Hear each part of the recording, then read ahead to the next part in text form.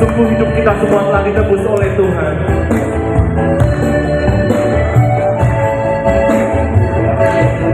Sungguhlah hidupku telah ditebus oleh kuasa yang kudus. Sekarang hidupku bukan milikku lagi. Apapun yang Tuhan mau lakukan, apapun yang Tuhan mau inginkan, asalkan Tuhan berserta, semua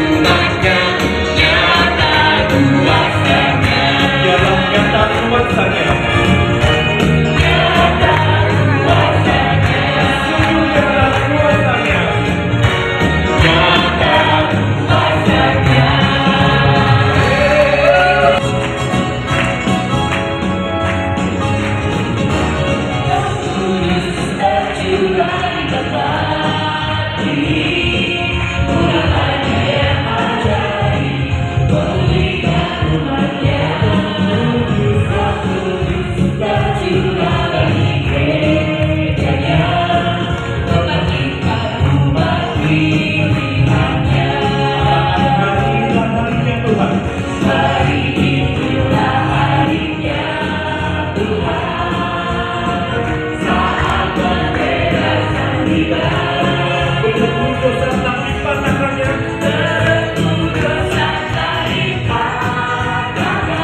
Mari kita bersorak.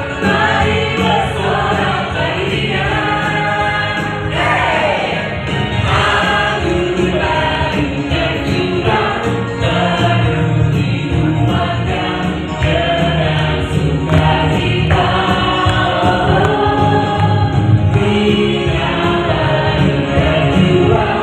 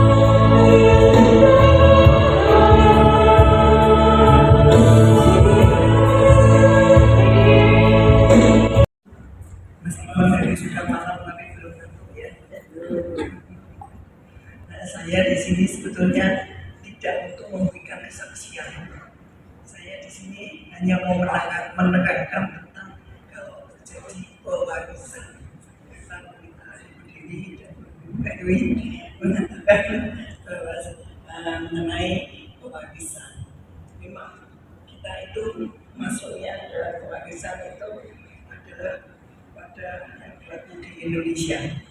Kalau di Indonesia itu karena kita itu dulu jajahan dari Belanda, maka kita juga hukum datanya selain undang-undang perkawinan itu adalah juga menganut tentang apa hukum magis yang diatur di ya hukum magis menurut kitab undang-undang hukum perdata. Kalau dulu di Belanda namanya Burgerlijke Wetboek. Ini semua kita tuh dulu kalau yang namanya Mr. Inderrechten itu harus bisa bahasa Belanda.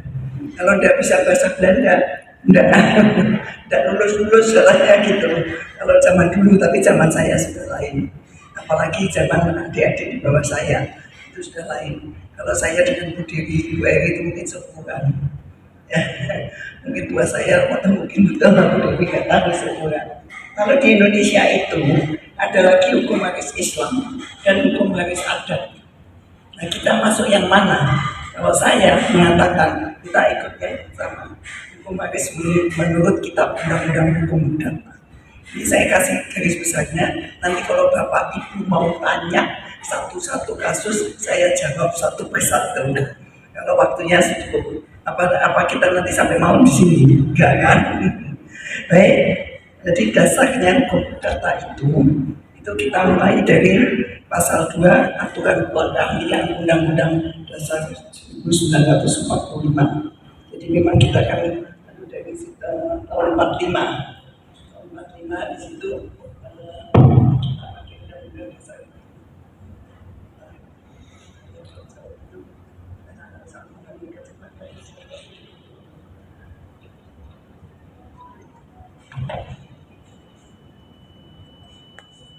jadi itu dan juga pasal 1 peraturan pemerintah nomor 2 tahun 45.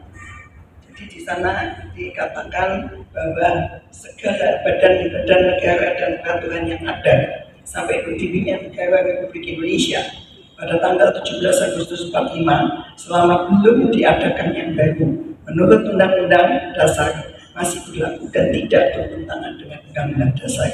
Kita pakainya itu. Kemudian tunduk pada hukum perdata itu siapa saja. Di situ sudah saya katakan adalah satu golongan Eropa, 2 golongan orang Tionghoa, kemudian golongan timur asing lain daripada Tionghoa. Kita itu kalau mengatakan bahwa warisnya itu orang Indonesia, tapi anaknya ada yang warga negara Amerika, Belanda, atau Australia, itu jadi ahli waris tidak pertanyaan saya. Jadi kalau yang meninggal itu orang Indonesia, tapi anak-anaknya kan sudah sekolah di luar negeri dan tidak mau pulang. Jadi warga negara sana itu masih menjadi ahli waris tidak? Masih. Jadi selama itu dia siapapun tetap dia ahli waris. Cuman hukumnya sana kan lain. Hukumnya dipakai mana? Hukumnya hukum pewaris. Yang meninggal itu orang Indonesia kan? Jadi pakai aturan di Indonesia. Anaknya warga negara sana, ya kalau dia meninggal dia ikut pakai warga negara sana. Karena dia adalah bagian negara asing, bukan bagian negara Indonesia lagi. Ini yang kita berpatokan dulu. Kalau kita sudah patokan itu, kita tidak akan anaknya itu anaknya itu warga negara sana.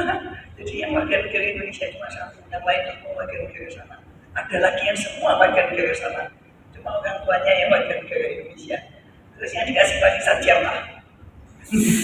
Ya tetap anaknya, tapi pakai aturan si pewaris yang meninggal dunia. Itu maksudnya. Jadi kalau unsur mutlak warisan itu, kalau ada 3 hal, ada pewaris, ada ahli waris, dan ada harta warisan. Kalau 3 ini tidak dipenuhi, kita tidak usah bingung. Kita tidak usah bingung lagi siapa yang menjadi ahli warisnya dan lain-lain. Ada enggak ahli waris? Ahli waris nanti saya jelaskan. Pewaris itu orang yang meninggal dunia dengan meninggalkan kekayaan. Kalau tidak ada hartanya, ya tidak usah diurus. Nggak ada yang mau dibalik nama. Tidak. Kalau kita nggak perlu ngurus, nggak tanya, nggak ada hartanya. Adanya cuma rumah bobok sama jadal jepit. Tapi rumah bobok aja kan ada namanya. Didaftarkan di itu masih tanah negara apa sudah tanah hak atas tanah. Saudara kalau ke notaris itu kan harus lihat. Kalau aktanya mengenai jual beli mengenai tanah harus pakai PPAT. Sedangkan kalau yang lain itu bisa pakai notaris. Seluruh dunia yang ada jabatan PPAT hanya di Indonesia. Orang Indonesia itu kan memang istimewa. Pakai yang lain daripada yang lain. Jadi itu yang saudara mungkin nanti kalau ada pertanyaan saya ngomong mau tanya langsung angkat tangan aja, jadi saya nggak usah kembali lagi nanti. Jadi kalau ada yang tidak jelas angkat tangan nanti saya jawab. Kenapa? Saya itu dosen dari memberikan ini saya diajari oleh dosen saya. Dulu waktu saya jadi dosen undulan itu apa langsung boleh jadi dosen waktu itu? Tidak boleh. YMT apa itu yang membawakan tas. Dulunya kan ada tua-tua itu. Nah saya kan anak muda, tasnya aku sudah pakai. Jadi 10 tahun tuh YMT yang membawakan tas. Nanti kalau dosennya bilang ya sudah situ maju, lah saya baru maju. Karena sudah 10 tahun saking nakalnya saya, begitu suruh maju, ya saya tirukan dosen saya. Caranya ngajar itu tak tirukan persis. Saya geli tak lihat dia mantuk-mantuknya saya juga kurang ajar banget itu. Menirukan dosennya, gayanya dosennya itu tak tiru-tirukan saya. Ya aja dulu. Jadi yang namakan pewaris itu harus punya harta kekayaan. Kalau tidak ada harta kekayaan, ya tidak usah dibagi. Kalau tidak punya apa-apa, yang mau dibagi apanya lagi. Tapi kalau ahli waris itu ada 4 golongan, nanti saya jelaskan. Jadi ahli waris itu tidak cuma udah punya anak, tidak punya anak kan dalam garis lurus ke bawah. Tapi kalau garis lurus ke atas kan pasti punya. Dia menjadi manusia kan mesti punya ayah dan ibu kan, betul tidak? Itu golongan 2. Golongan nanti saya jelaskan juga. Jadi kalau namanya pewaris itu pasti ada kematian. Kalau tidak ada kematian tidak ada pewaris. Orang tuanya masih hidup bilang saya ahli waris, tidak ada.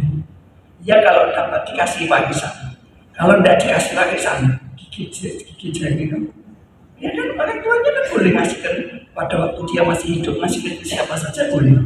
Kalau dia mau meninggal, membuat wasiat, tidak dapat beli bisa nggak? Bisa. Anak yang dikasih tahu istilahnya kayak PDW, nggak usah habiskan harta, tidak bakal dikasih.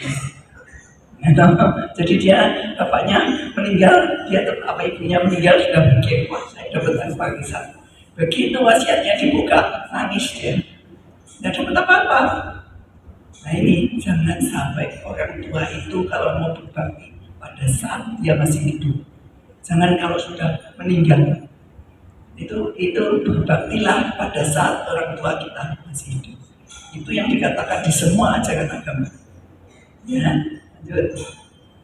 Di sini sudah dikatakan bahwa kapan ada pewarisan ada yang kematian. Kalau tidak ada kematian belum diwaris. Jangan bilang aku ahli waris.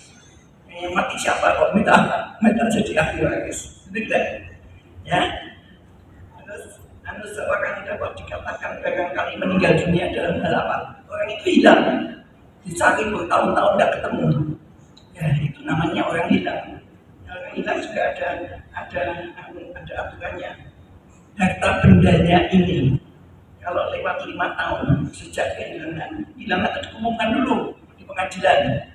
Orang ini hilang, nanti setelah 5 tahun, lewat 5 tahun dari hari keberangkatannya, dari dia hilangnya itu 5 tahun dia masih hidup, itu keluarganya harus mengembalikan harta yang diurusnya. Kalau dia nanti mengatakan 10 tahun, dia terakhir dia hidup, dia mendengar dia hidup 10 tahun, dia hilang.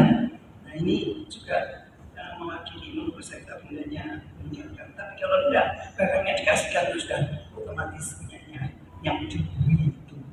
Karena orang ini sudah tidak diketahui gurunya atau orangnya kemana sudah tidak ada. Jadi dia memang ahli waris tapi tidak diketahui tempatnya.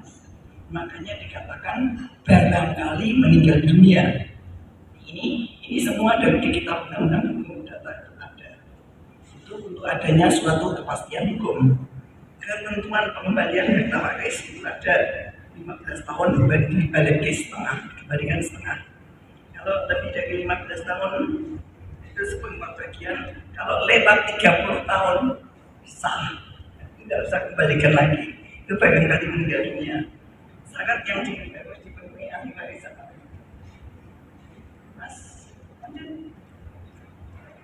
Mas lanjut. Syarat yang dipenuhi oleh ahli waris, orang yang bersangkutan mempunyai harta itu timbul karena ada hubungan darah. Jadi ada dua macam ahli waris. Ahli waris ab intestato itu karena hubungan darah, sedangkan kalau ahli waris ab testamento itu dasarnya testamen. Nah, yang ab intestato itu kita bagi golongan 1 sampai dengan 4. Jadi kalau tidak punya anak, tidak punya ahli waris, punya. Nah, nanti kita lihat golongan itu siapa saja. Jadi itu saya berikan jelas sudah. Soalnya nanti kalau saya menerangkannya seperti mahasiswa nanti Anda tidur semua. Jadi cepat aja, nah tidak tahu nanti tanya, ya kan? Jadi hak yang dimiliki ahli waris itu punya hak yang namanya hak saisi, yaitu membedakan kedudukan negara ahli waris dengan kedudukan ahli waris yang lain. Negara itu menjadi ahli waris kalau orang itu sudah tidak punya ahli waris itu diambil di negara. Tapi kan sekarang enggak. Tanah dulu ekendom. Itu sebetulnya tidak ada hak atas tanahnya, tapi besetnya masih pada orang itu. Karena orang itu namanya beset. Sedangkan yang pemiliknya yang benar itu namanya eigenaar. Tapi kan dulu banyak tanah-tanah Belanda itu, ekendom, opstal, itu masih banyak. Tapi sama lurah sama kepala BPN itu dijual-jual sendiri, dibagi-bagi sendiri. Kayak itu dia punya, dipikir itu punya negara. Tidak, besetnya masih ada. Namanya orang Belanda, Muller, siapa orang Belanda, itu masih. Ahli warisnya juga ada. Tapi di sini karena ketidaktahuan kita itu dianggap lurah dan kepala BPN itu bagi-bagi sakar PDW. Kenapa terjadi tanah tumbuk? Jadi tanah yang masih haknya itu langsung diberikan ke orang lain. Pemberian itu kan salah sebetulnya. Ini saya tahu terjadi pada waktu tanahnya suami saya. Ada notaris Magelang, teman saya sudah agak tua. Ini kok namanya suami punya di sini? Ya, saya ambil nanti tak ganti duitnya. Cuma berapa? 60 meter. Karena itu jalan masuk ke gudang. Nah, akhirnya saya datang ke sana. Loh, ini kan tanah masih ada sertifikatnya. HGB 10 tahun kasih pakai karena ayah saya mentua tidak ngurus. Orang dulu kan sudah ketakutan kalau dalam negara itu. Padahal itu tanah itu adalah berapa hektar miliknya dia. Nah, itu habis dibagi-bagi. Tinggal segitu aja masih mau dibeli lagi. Dulu dia beli punya mertua saya karena kena jalan potongan 1 meter, dia minta mundur 1 meter itu dia belinya sama kepala kantor sama lurah. Nah, untung saya punya itu, saya datang ke sana, kaget dia. Saya bawa teman saya orang Bali menyuman sakikan itu. Terus nanyanya kepala kantor lucu nanyanya, Bapak Mas Toten bunga dari itu kira suami saya takutan dia orang gede dua. Memang harus ditakut-takuti, ya ditakut-takuti genderuwo gitu. Jadi orang sini itu tidak ditakut-takuti, tidak takut. Nah terus saya bilang terus ada lagi yang siapa itu kan Buliana, notaris Semarang, dia diem, dia takut sekali. Nah saya kalau dia tidak nurut saya, tak panggil polisi. Ya no? Itu kan berarti kan dia pencurian itu. Nah, lanjut. Ada lagi, ada hak saksi, hak evidental petisio, saya tidak usah ngomong. Nah, untuk menuntut pembagian warisan. yaitu dikatakan bahwa bagian warisan itu berlangsung. Tentu bagian itu kalau punya warisan ternyata tidak dibagi-bagi, itu juga tidak boleh. Jadi yang menguasai itu tidak mau bagi sama saudara-saudaranya, itu juga bisa dituntut. Karena tidak bisa harta itu menjadi harta bersama semuanya. Nah, kalau satu kota miliknya yang kaya Tiongkok semua, kan tidak ada transaksi jual beli, tidak ada apa-apa. Inilah yang oleh undang-undang tidak diizinkan. Ya. Nah, sekarang saya masuk pada penggolongan ahli waris. Ada 4. Golongan 1 itu siapa? Golongan 1 itu suami, istri, anak-anak. Itu golongan 1. Kalau anaknya meninggal, cucunya masuk golongan 1 dan masuk. Namanya pergantian tempat atau plat spekuling. Jadi si anak menggantikan kedudukan ayahnya atau ibunya yang meninggal. Itu kan golongan 1 semua. Golongan 2, kalau tidak ada golongan 1, kan tidak ada ahli waris, tidak ada orang tua, saudara-saudaranya. Ya, ahli waris juga adalah orang tua dan saudara-saudaranya sampai derajat yang ke-6. Ya, jadi ke samping, ke atas dan ke samping. Ada golongan 3. Golongan 3 adalah keluarga saudara yang tanpa batas, yaitu dari kakek dan nenek. Jadi setiap orang itu punya golongan 3 dengan kakek nenek dari pihak ayah dan atau kakek nenek dari pihak ibu. Itu hukumnya hukum waris, hukum waris itu sudah diatur pada zaman itu. Yang mengkodifikasi hukum itu Kaisar Prancis yang pendek itu loh, Napoleon Bonaparte. Kata waktu saya dapat beasiswa ke sana, saya ke Prancis, sama guide-nya dikatakan karena dia pendek, aliran darahnya cepat, jadi dia pandai. Jadi yang memisahkan kode sipil dan kode penal itu dia yang mengkodifikasi, namanya Napoleon Bonaparte. Ya, meskipun orangnya pendek, lebih pendek dari kita itu kan pendek.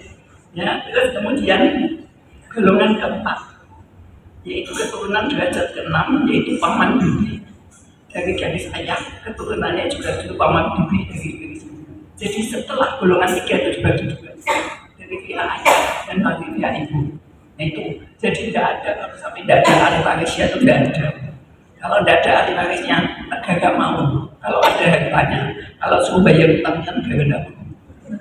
Enak ya, negara itu bikin aturan yang mengenakan dirinya sendiri. Gitu.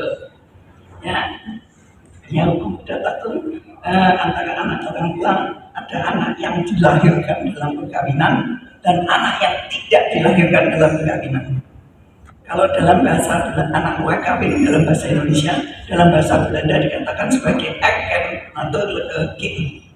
Jadi itu bisa diakui, bisa kalau orang tuanya kawin sah, anak itu jadi anak sah. Jadi anak luar kawin itu tidak mesti anak luar kawin terus. Kalau orang tuanya menikah, anaknya jadi anak sah, meskipun dilahirkan di luar perkawinan. Tapi lalu ada pengertian anak luar, yaitu anak zina, anak sumbang, dan anak alami. Anak alami itu dilahirkan di luar perkawinan, tapi kedua orang tuanya tidak terikat dalam perkawinan yang lain. Tapi kalau yang satu terikat dengan perkawinan yang lain, namanya anak zina. Sedangkan anak sumbang, anak yang lahir dari pria atau wanita yang menurut undang-undang tidak boleh menikah satu lain, kakak beradik, itu namanya sumbang. Karena itu hubungan darahnya terlalu dekat, kadang-kadang biasanya sakit itu anak. Karena tidak akan gimana ya? Bukan itu Tuhan yang buat. Semua itu Tuhan yang buat. Kenapa kalau begitu tidak boleh? Antara kakak beradik jadi suami istri itu juga nggak boleh. Keluarga yang terlalu dekat itu juga sebetulnya tidak diperbolehkan, nanti anaknya mungkin cacat. Karena keluarga itu mewaris dengan golongan berapa? Bisa dengan golongan 1, bisa golongan 2, bisa golongan 3, bisa golongan 4, bisa semua. Tapi ada aturannya di situ. Ya, nanti saya ceritakan aturannya. Kalau saya bahas itu nanti Anda tidak bisa tanya sama saya, waktunya habis. Dan saya lanjutkan terus sudah. Tahu saja. Sekarang saya buka session pertanyaan. Monggo.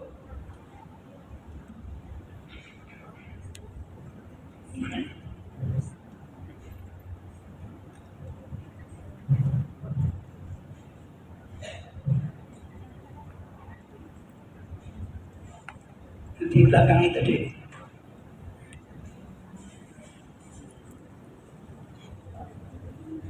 Selamat malam. Malam. Haris. Saya sudah buka tanya Kok bisa ada Bu Diana? Saya mau tanya. Sekarang ini kan baru rame seorang putri menuntut ibunya, menuntut warisnya. sudah meninggal belum ibunya? Belum. Belum, tidak ada ahli waris. Selama masih hidup tidak ada ahli waris. Sekarang kalau suami istri, suaminya meninggal.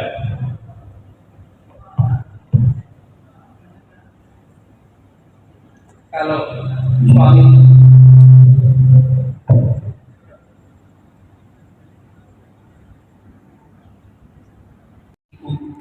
sampai rame di RPA itu banyaknya tidak banyak lihat. Tapi yang jelas itu si ayah yang sudah meninggal apapun tidak disebutkan. Tapi yang jelas si anak perempuan itu menuntut ibunya, menuntut waris itu gimana? Ini kalau orang menikah itu ada yang menikah dengan satuan harta. Jadi tidak ada miliknya masing-masing. Ada kalau dengan perjanjian bisa harta, perjanjian kami bisa harta, itu haknya sendiri-sendiri. Jadi itu kalau orang meninggal itu dilihat dia ada pisah harta atau tidak. Kalau ayahnya meninggal, otomatis kalau tidak bisa harta, istrinya dapat setengah yang hidup bersama ada setengah. Yang setengahnya lagi itu namanya harta warisan. Inilah yang dibagi antara istri dan anak-anak atau suami dan anak-anak. Itu dulu. Nah, sekarang ada anak menuntut yang meninggal siapa? Hartanya yang dituntut harta siapa? Nah kalau Sama siapa? Atau statusnya rumah itu bagaimana? ya kan ada yang urus itu aja transaksi. Kan banyak anaknya, sebanyak yang aku ini anaknya, terus bayarnya sama siapa? Terus itu rumah itu bisa dihentikan kan? Bisa. Mesti dilihat itu rumah dengan istri yang mana. Karena itu istrinya banyak kan satu orang itu dapat rumah satu. Kalau orang kaya zaman dulu istrinya 10, ya dia punya 10 rumah. Waktu itu aku beli itu cuma pakai surat lurah, Tidak apa-apa. nggak ada surat sertifikat. Itu bisa dihentikan kalau dia Bisa, bisa. Kalau dulu kita tinggal surat lurah apa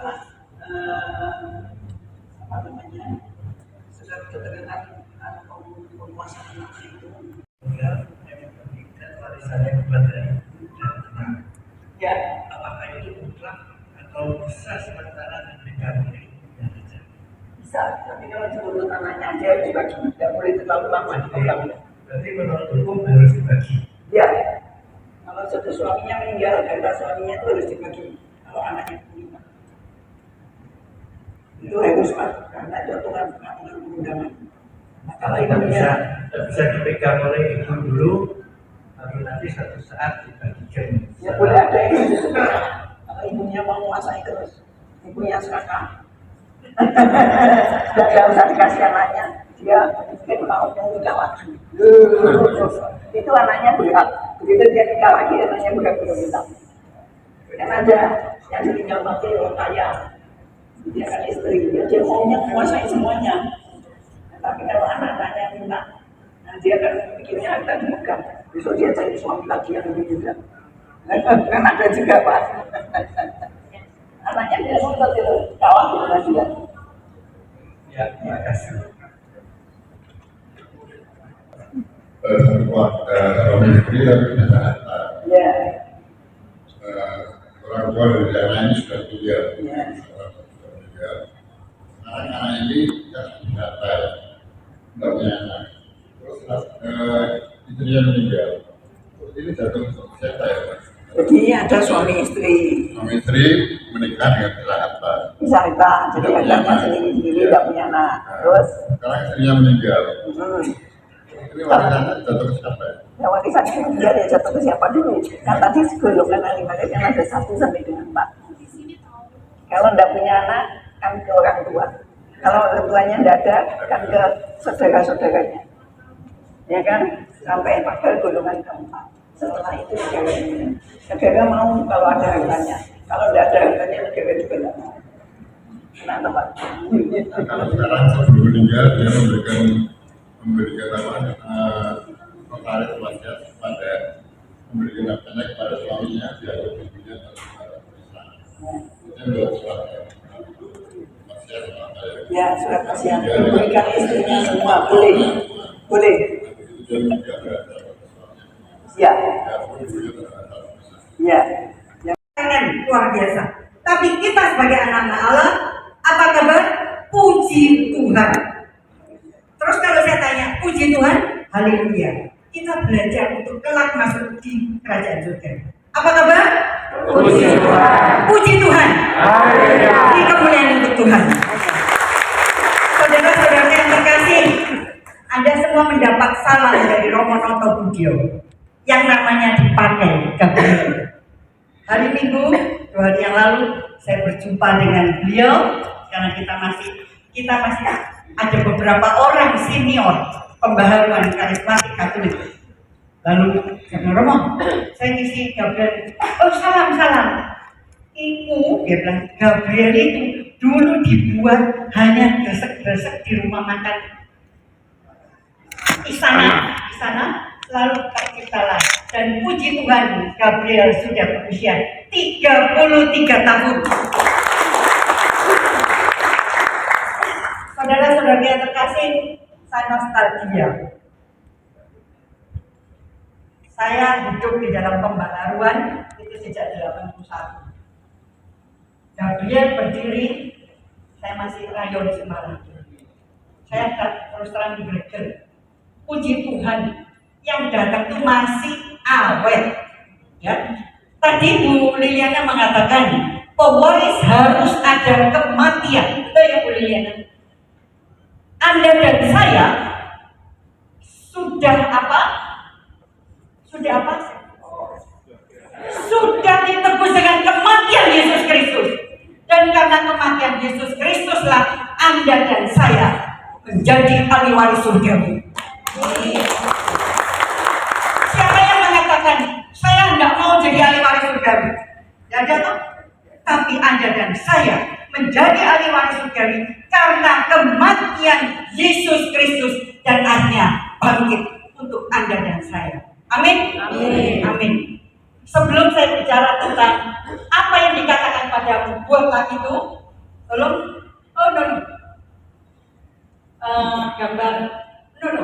Gambar seorang bapak.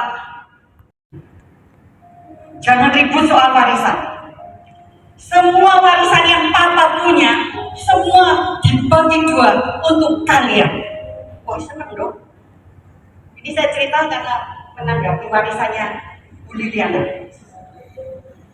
Lalu si bapak bilang, saya mempunyai 3 hal pesan yang harus kalian ikuti dan kalian akan tetap kaya raya. Lalu kedua anaknya mengatakan, apa itu Pak? Apa? 1, kalau kamu bekerja, jangan pernah kena-kena. Catat ya, catat. Nanti diuji besok ulangan. 2, kalau kamu makan, harus makan yang ikannya banyak.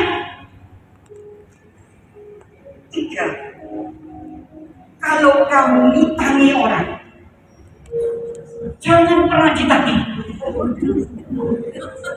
Benar. Dan bapaknya akhirnya go by the way. Si Alyong dan artinya sama? Sama? Cuma ngetes, berarti belum nanggung. Alyong sama Halu, dia dapat warisan dibagi 2. Akhirnya mereka benar-benar mengikuti apa yang dikatakan oleh bapaknya yang kaya raya. 6 bulan kemudian, si Alyong yang paling tua, dia mendatangi kami. Dia katakan, papa itu papa kurang ajar. Loh, kenapa Bu? Iya. Aku mengikuti apa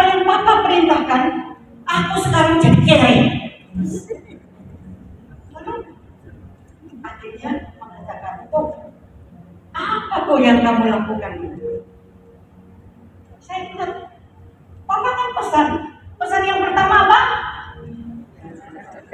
Jangan, kalau bekerja jangan kena matahari. Oke?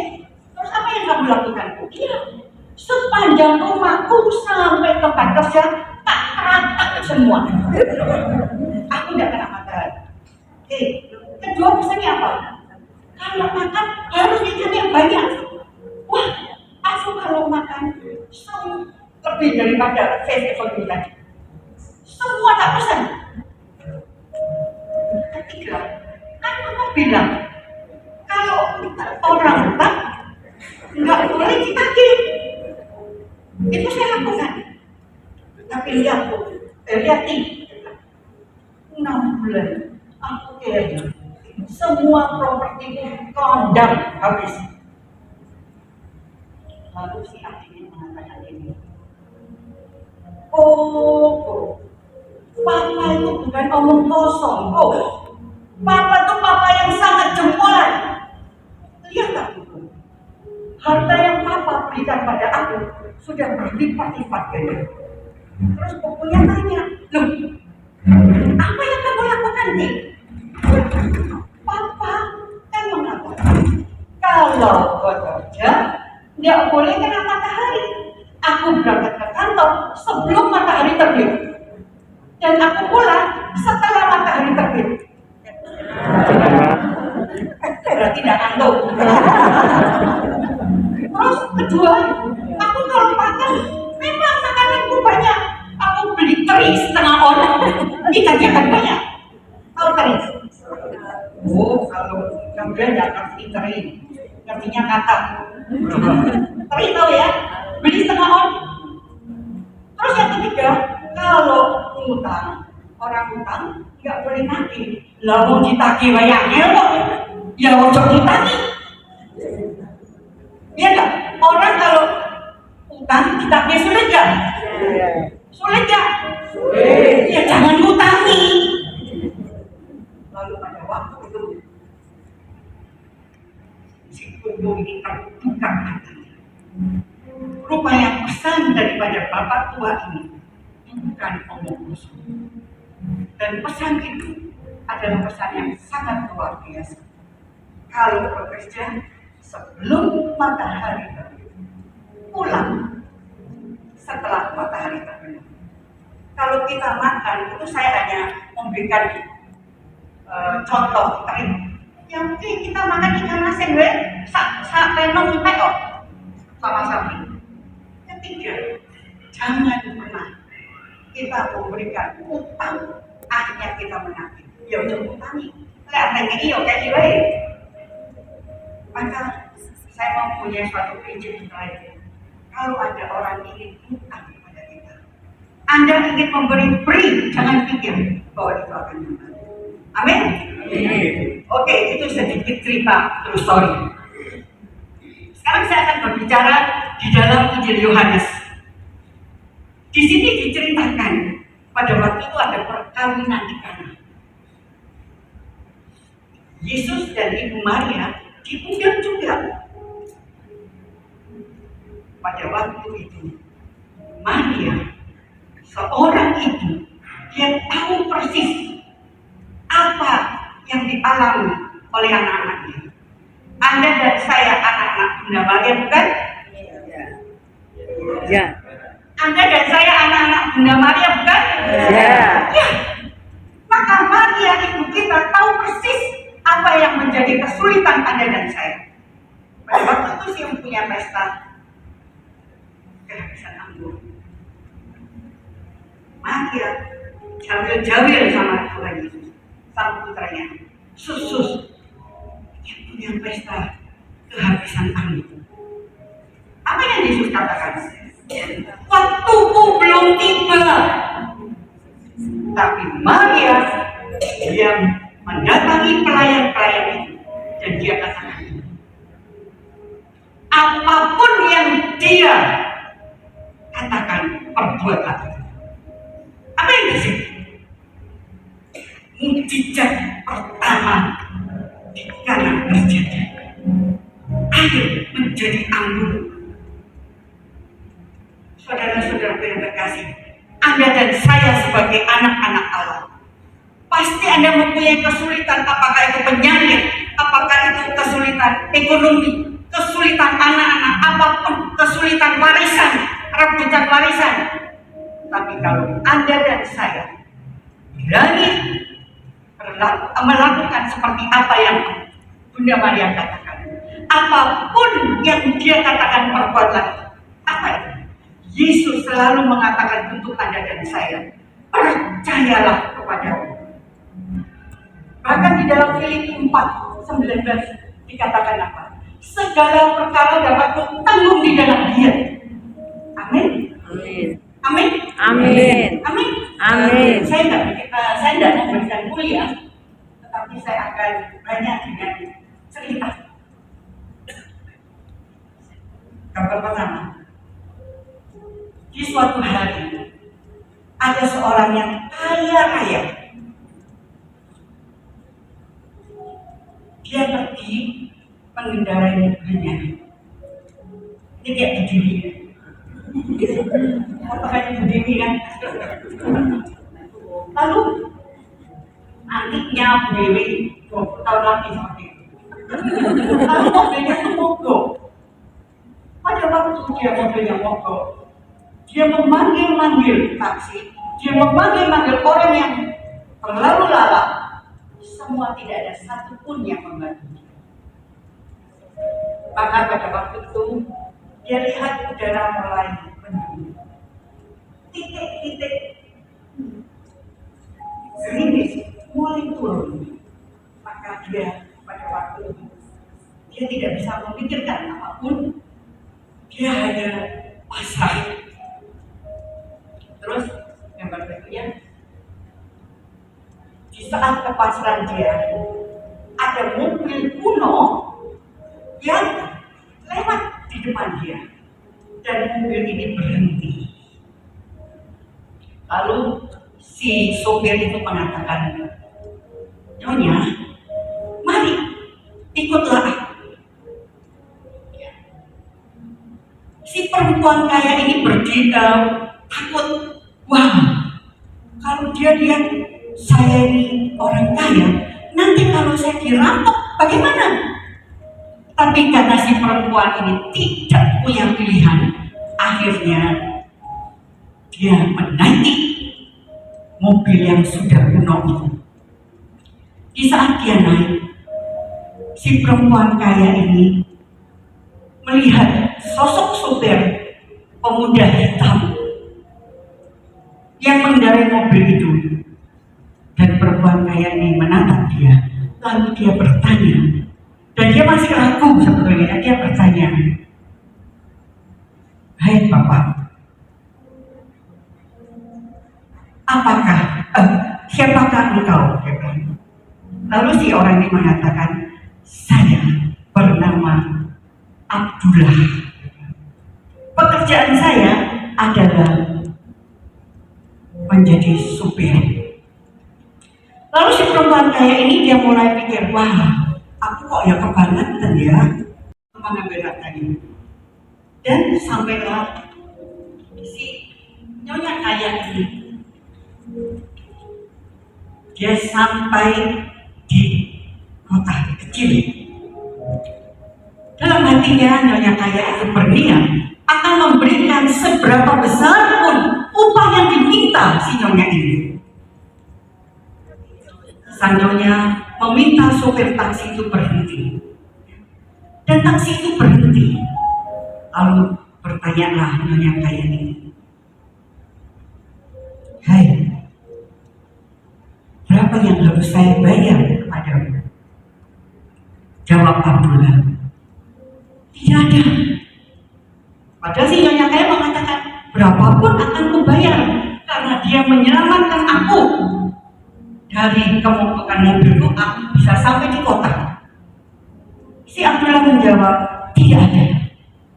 Lalu perempuan kaya ini mengatakan, "Mana mungkin? Engkau kan telah menolong aku dan mengantarku dengan selamat."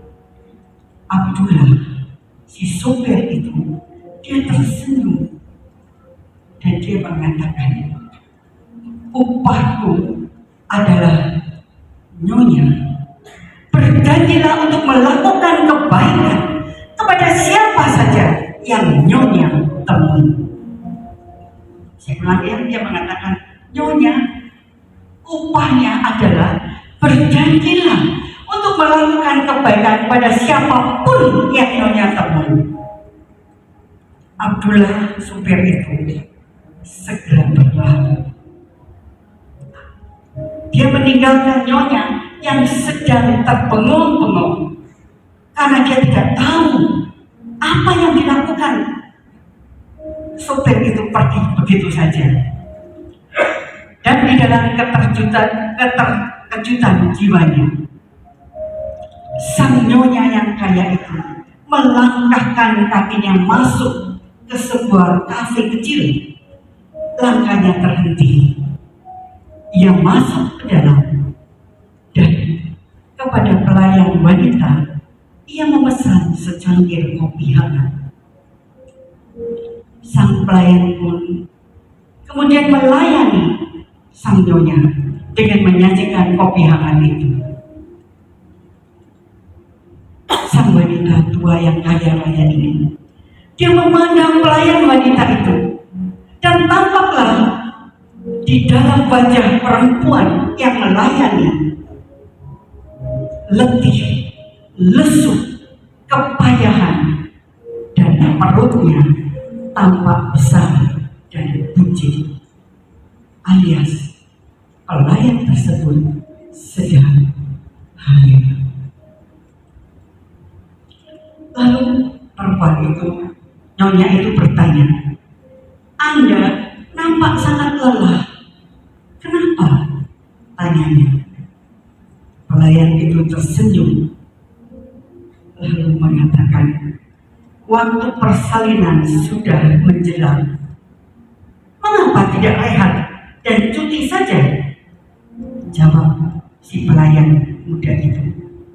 Saya harus menabung untuk biaya persalinan bayiku, Nyonya. Nyonya ini menatap wajah si perempuan muda ini. Saya sampai nangis karena ini kejadian benar-benar kita alami di sekitar kita. Pada waktu Nyonya kaya raya ini menatap si perempuan pelayan, hatinya tergerak, hatinya teringat oleh apa yang dikatakan supir. Upahku adalah berbuat baiklah kepada setiap orang yang kamu jumpai. Dia terdiam, lalu sang Nyonya dia mengangguk kepala. Dan secangkir kopi panas itu telah selesai diminum oleh sang Nyonya. Sang pelayan membawa uang yang diberikan oleh Nyonya itu ke kasir karena Nyonya itu membayar. Uang yang diberikan oleh perempuan ini sangat besar. Kira-kira bisa untuk membeli 10 cangkir Starbucks. Perempuan ini ke kasir, dia kembali dan dia kaget. Tidak dijumpai perempuan itu. Perempuan yang kaya itu sudah tidak ada. Si pelayan ini mencari dan tidak ditemui.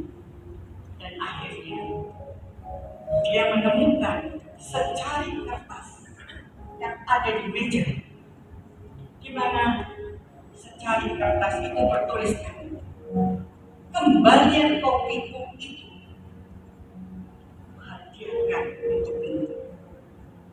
Betapa gembira hati pelayan itu. Ia membalikkan kertas itu untuk kembali menemukan sebaris kalimat yang luar biasa.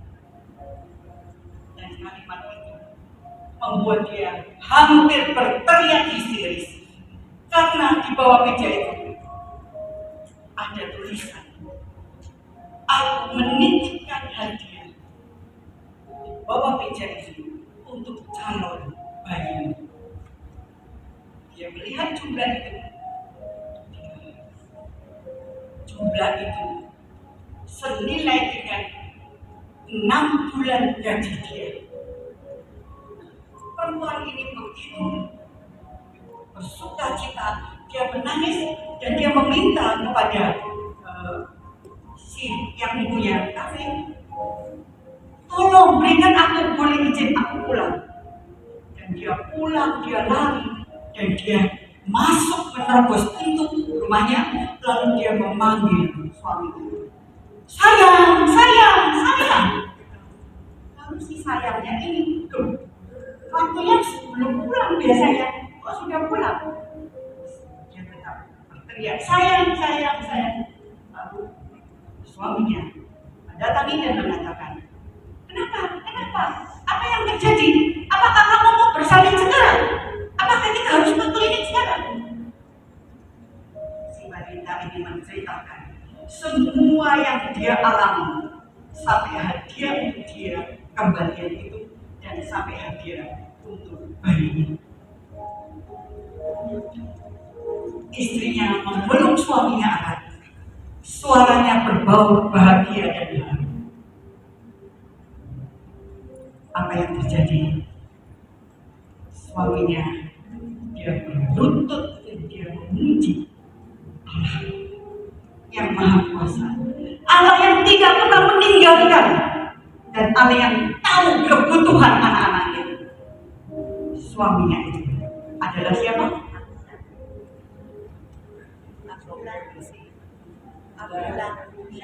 Abdullah. Ya, berarti 100 untuk PJ Gabriel. Akhirnya Abdullah dia memeluk istrinya.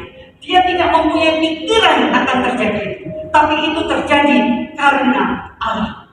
Karena kebaikan itu pasti akan kembali pada Anda suatu waktu nanti. Berbuat baiklah dan selalu ingat, tidak ada balasan untuk kebaikan kecuali kebaikan belaka. Tidak ada balasan untuk kebaikan kecuali kebaikan belaka. Kalau saya kembali ke Injil ya, kalau Maria waktu itu dia tidak yakin, dia tidak percaya bahwa Yesus putranya pasti peduli terhadap apa yang dialami si empunya pesta. Kira-kira terjadi tidak mujizatnya? Kira-kira terjadi tidak mujizatnya? Mujizat itu tidak akan terjadi kalau Maria ragu bahwa Yesus peduli terhadap yang punya pesta. Kalau Anda dan saya di tempat ini ragu terhadap Yesus yang mampu melakukan apapun yang Anda dan saya butuhkan, maka Anda dan saya percuma datang ke sini. Tapi Anda dan saya percaya dan yakin Yesus mampu menolong kita. Amin. Yang percaya katakan amin yang keras. Amin. Amin. Dan itulah yang akan kalian jalankan di dalam kehidupan Anda dan saya. Aminilah, Tuhan tahu apa yang menjadi kebutuhanmu dan kebutuhanku. Aminilah, Dia tidak akan pernah meninggalkan kita barang sedetik pun. Karena apa? Karena Allah peduli terhadap Anda dan saya. Anda sudah tahu, Tuhan Yesus sudah memberikan warisan kepada Anda dan saya. Apa? Kehidupan yang kekal menjadi jaminan kita. Maka marilah kita hanya melakukan apa yang Maria ingin, yang inginkan untuk Anda dan saya perbuat, agar Yesus bekerja dalam kehidupanmu dan kehidupanmu. Apapun yang dikatakan Tuhan. Apa yang dikatakan Yesus? Cintailah Tuhan Allahmu dengan segenap hatimu. Masih ingat? Masih ingat? Cintailah Tuhan Allahmu dengan segala apapun yang ada padamu. Masih ingat? Apa itu? Wah, berita perlu kata-kata lagi. Apa? 10 perintah Allah. Kita nggak usah capek-capek. Kalau kita mengikuti 10 perintah Allah, cintailah Tuhan Allah dengan segenap apapun dengan sepenuh hati kita. Yang kedua apa? Cintai sesamaku manusia. Kalau Anda sudah melakukan itu, Anda sudah melakukan apa yang Maria inginkan, apapun yang dimintanya perbuatan, maka hidup kita pasti tidak akan pernah kita merasa sendiri. Saudara-saudara yang terkasih di dalam Yesus, penyakit manusia yang paling berat itu apa? Penyakit manusia yang paling berat apa? Sebutan. Kanker ginjal apa? Halo? Sudah bubuk? Penyakit manusia yang paling berat itu apa? Malas? Apa? Yang bisa jawab, hanya tak kasih voucher di Indomaret. Penyakit manusia yang paling berat itu apa? Iri. Apa?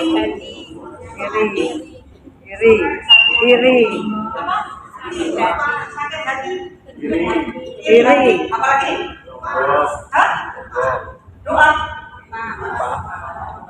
Penyakit manusia yang paling berat itu apa? Egois. Apa? Apa cari luparannya ada juga. Apa? Sombong. Udah, apa lagi? Padahal saya bocoran. Penyakit manusia yang paling berat adalah kesepian. Ya toh ya? Ya toh ya? Bayangin kalau Anda pernah mengalami penyakit kesepian, hidup itu seakan-akan dunia sudah runtuh. Tidak percaya? Mau dibuktikan? Ini nanti dicoba ya. Pangeran tinggalin sendirian seminggu aja. Gak usah dicepakin makanan, coba ditinggal seminggu aja.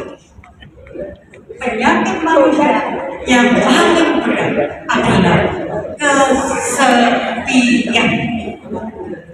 Tetapi kalau Anda percaya, Anda senang di sini, saya tidak lihat sebulan sekali. Anda senang di sini sebulan sekali bisa hihi, hihi, ketemu sana sini, senang. Oke, sukacita? Sukacita? Bulan depan ajak teman 1, 2, 3 ke tempat ini. Amin? Amin. Amin teman yuk. Ya. Bulan depan bawa 2 atau 3 loh.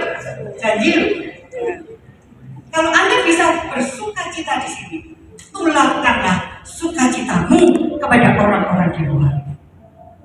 Karena masih banyak orang-orang di luar yang merasa kesepian.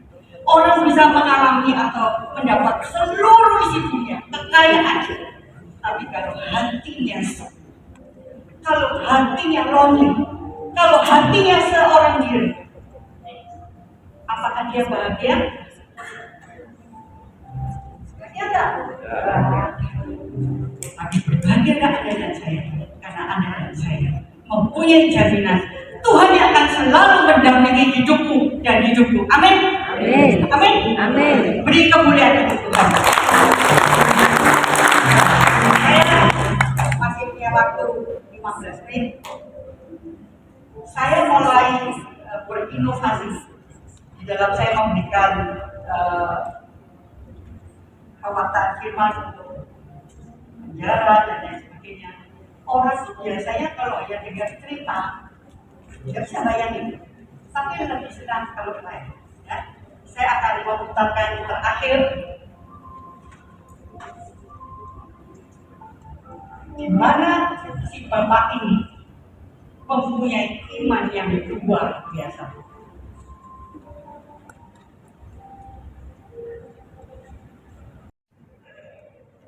Sebelum masakannya matang, yuk kita memuji Tuhan dulu. We carry it, eh?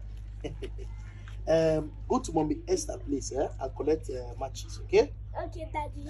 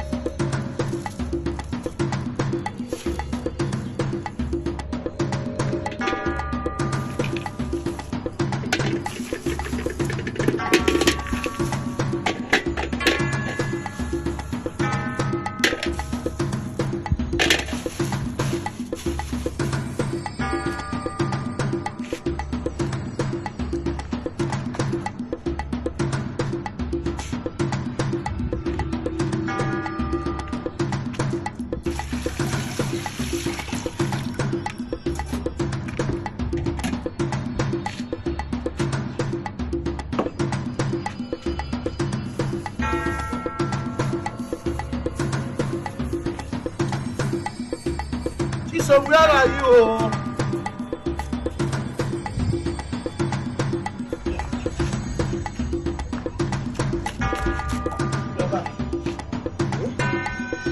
Don't worry, eh?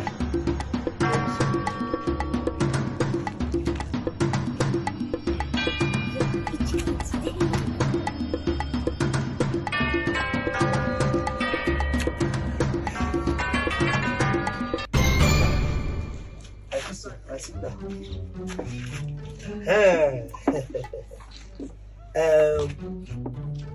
As we are waiting for the chicken, let us sing worship and praise to God, okay? Now clap your hands. Oh Lord, you have been so good. You are so good to me. Lord, you are excellent in our lives every day. Oh Lord, you are so good. You are so good to me. Lord, you are excellent in my life. Oh Lord, you are so good to me. Oh Lord, you are excellent in my life. Oh Lord, you are so good. You are so good. Oh Lord, you are excellent in my life.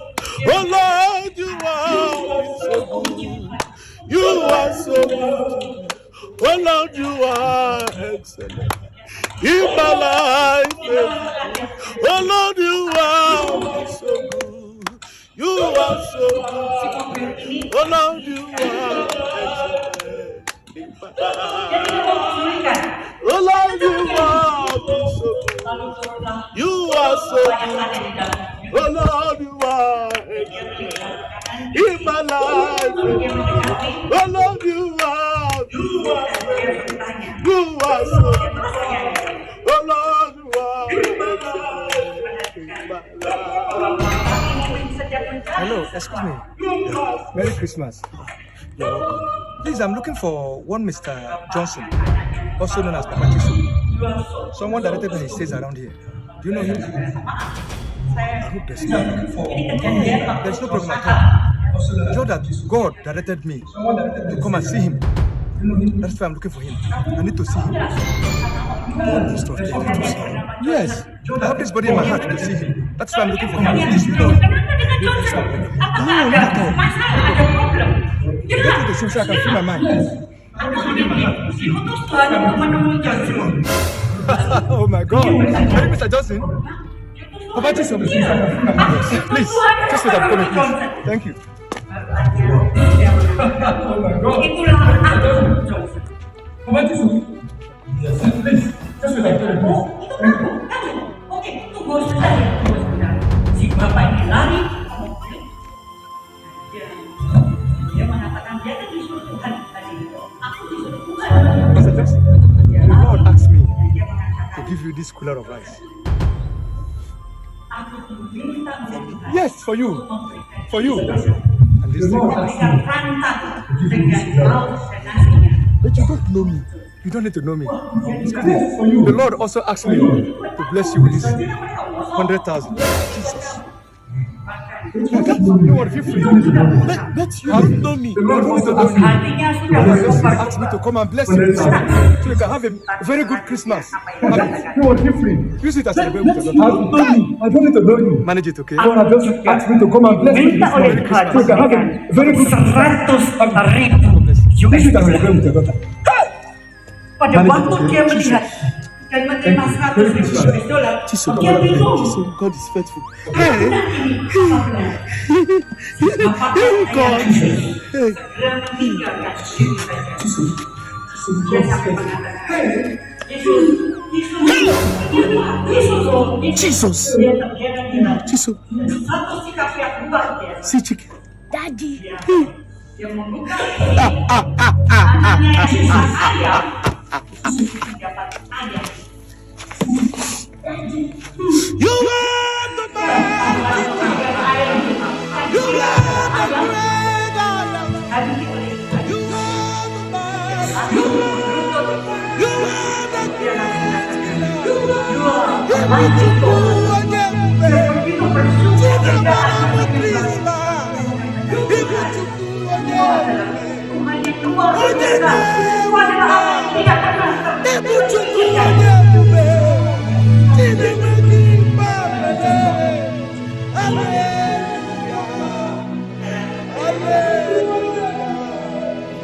Ini kita mungkin hanya Thank you, Lord God. sekedar, tapi kalau kita beriman, ini luar biasa. Kenapa? Iman inilah yang Tuhan sangat rindukan, sangat inginkan untuk Anda dan saya. Karena Anda dan saya adalah hak waris surga. Anda dan saya mempunyai hak ahli waris surga. Amin. Anda dan saya mempunyai hak yang Tuhan berikan sebagai nantinya menjadi hak ahli waris surga. Dia hanya 5 rumah, 5, 10 atau 50 hektar tanah, tapi hak ahli waris surga diberikan untuk Anda dan saya, karena Anda dan saya sudah ditebus dengan kematian Yesus Kristus. Amin. Tuhan memberkati. Saya akan mengajak Anda menyanyi dengan satu lagu ini. Lagu ini saya pernah mengalami, karena saya memang terus terang dulu pembina pemuda budi. Ada seorang perempuan yang dia putus cinta, dia mau terjun dari apartemen tingkat 9. Lagu ini yang membuat anak itu selamat, sangat mudah. Hidup di dunia untuk kami ku jejak, untuk itu ku berdoa, Tuhan kuatkanlah aku hidup di dunia untuk kami ku jejakmu, untuk itu ku berdoa, Tuhan kuatkanlah aku, Tuhan kuatkanlah aku, agar aku tetap tegar menjalani hidup ini dengan iman kepadamu. Bersama-sama, aku hidup di dunia untuk ku jejakmu, untuk itu ku berdoa, Tuhan kuatkanlah aku. Bagi yang terbeban, katakan bahwa lagu ini penuh kuasa. Bahwa Tuhan selalu memberikan pertolongan untuk kita, untuk anak-anaknya. Katakan, Tuhan, aku hidup di dunia untuk mengikuti jejakmu. Karena untuk itu Tuhan, aku ada di tempat ini. Aku hidup di dunia untuk ku jejakmu, untuk itu ku berdoa, Tuhan kuatkanlah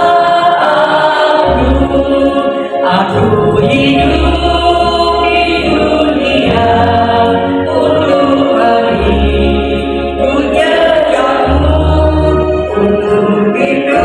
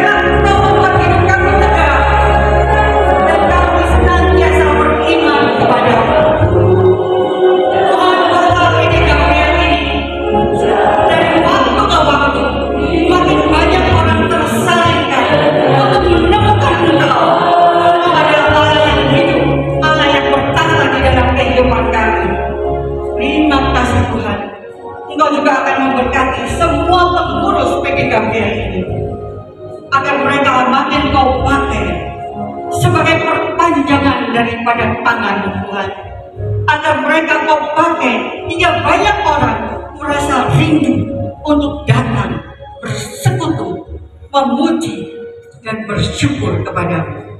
Terpujilah Engkau Tuhan. Secara khusus kami juga berdoa untuk anak-anak muda PD Solik ini. Pakai masa muda mereka sebagai masa yang selalu ingin menomorsatukan Engkau di dalam apapun yang akan mereka kerjakan kelak. Terima kasih Tuhan, Engkau juga memberkati semua yang hadir di tempat ini, agar sepulang dari tempat ini semua saudara-saudara kami mempunyai sukacita, mempunyai keyakinan tidak seorang diri, karena Engkau sudah menopang hidup kami. Segala apapun yang kami alami, baik itu penyakit, baik itu kesulitan ekonomi ataupun apapun, Engkau pasti memberikan jalan keluar bagi kami semua. Terpujilah Engkau Tuhan untuk selama-lamanya. Amin. Tuhan memberkati.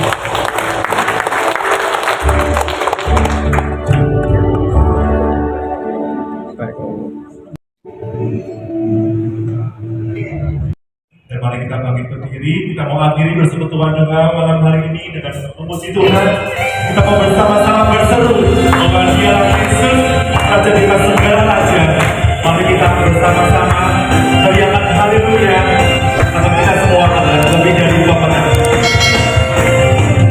Lebih dari pemenang dalam segala perkara. Iblis telah dikalahkan oleh kuasa darahnya. Jika Allah di pihak kita, siapa dapat melawan? Kita lebih dari pemenang. Haleluya. Dibacalah panjinya, Yesus Raja segala raja. Haleluya.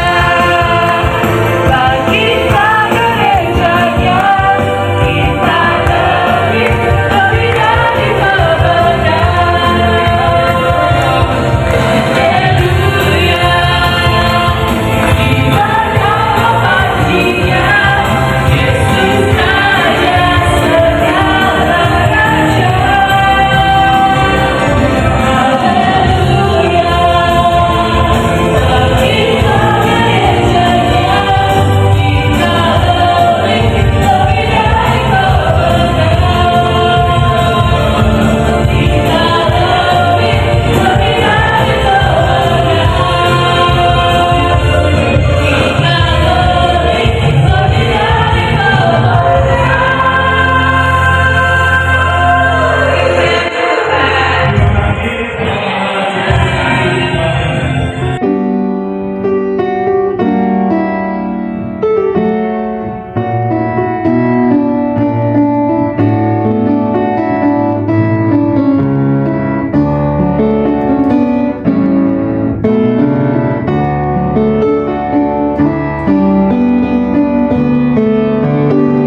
Persekutuan doa bulan depan diadakan pada hari Selasa, 6 Agustus tahun 2024 dengan tema Perkawinan yang Dipulihkan bersama pembicara Ibu Linda Herawati dan kesaksian Bapak Joy Wala dari Surabaya.